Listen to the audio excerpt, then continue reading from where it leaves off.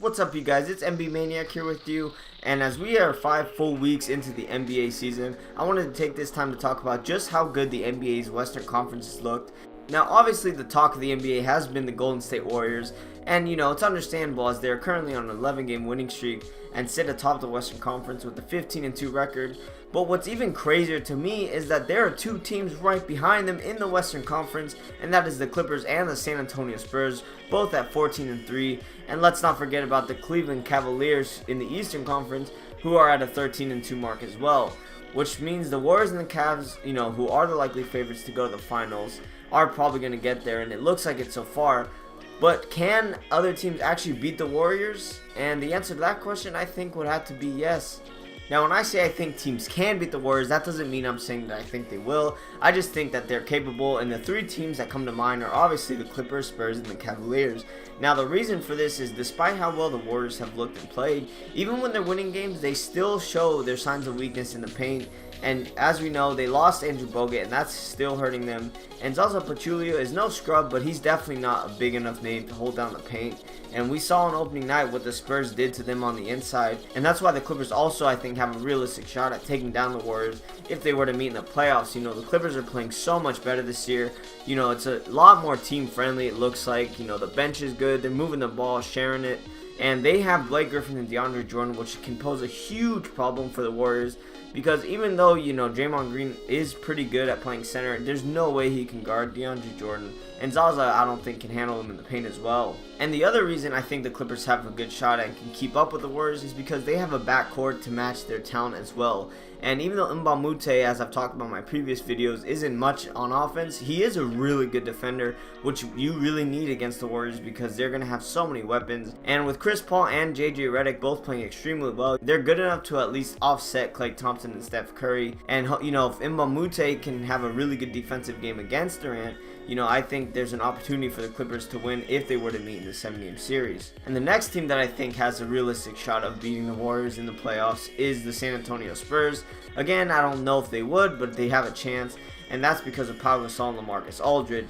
And these are two very skilled big men. They can both shoot from the perimeter. They can both post up. And LaMarcus Aldridge is shooting threes now, which is crazy. I didn't see that coming, but he's shooting them really well. So, if he can hit threes and stretch the floor out, it's going to be a problem for the Warriors because Gasol or Aldridge can have one-on-one post-up opportunities since the other one has been known to be able to shoot threes now as well. And obviously with Kawhi Leonard being able to match up against Durant, that's a pretty good defender to have on him. Probably the best defensive player in the NBA. I do think he has a shot at winning Defensive Player of the Year. And the main reason I think San Antonio would struggle against the Warriors is because of their backcourt. No disrespect to Tony Parker, but he is not what he used to be, and there's no way he can keep up with Stephen Curry. And Danny Green, although he's a good shooter, he's not at the same level as Klay Thompson. But, if Kawhi Leonard has a really good series and can take over some of these games, I could definitely see it going 6 or 7 with the Spurs and the Warriors. And the last team that I think has a shot to beat the Golden State Warriors is the defending NBA champion, Cleveland Cavaliers. And my primary reasoning for this is although the Warriors added Kevin Durant, Kevin Love looks like a completely different player this season. I mean, he is playing so much better. It looks like he's having fun. LeBron James still doing his thing. And if Kevin Love continues to play the way he does, I think that can pose some real problems for the Warriors. Because Tristan Thompson is also a pretty athletic rebounder. Definitely more athletic than Zaza Pachulia, so I don't know if he can keep Tristan Thompson off the boards. And if Kevin Love decides to be really aggressive and stay in the paint, those are two really big bodies along with LeBron James to go against the Warriors. And again, the Warriors are pretty small, so that's a lot of big bodies to go against. And as of right now, if these teams were to meet in the finals, I'd probably say it goes to 7 games again, and I honestly don't know who would win. They have both played so well. I mean, you saw some of the stats the Cavs have been putting up too. Kevin Love, 34 points in one quarter. And I mean, Cleveland has just been demolishing teams. They destroyed Dallas the other night, and they just look like they are on a mission.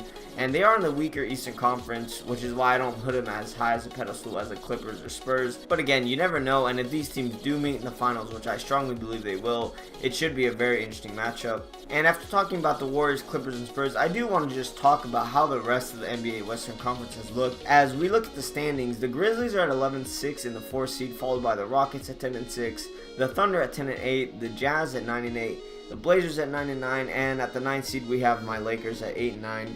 Now, I know what a lot of you guys are thinking, you know, that these records aren't that impressive, but you have to remember they're playing in the Western Conference, which means they've had to play the Warriors, Clippers, and the Spurs even more times.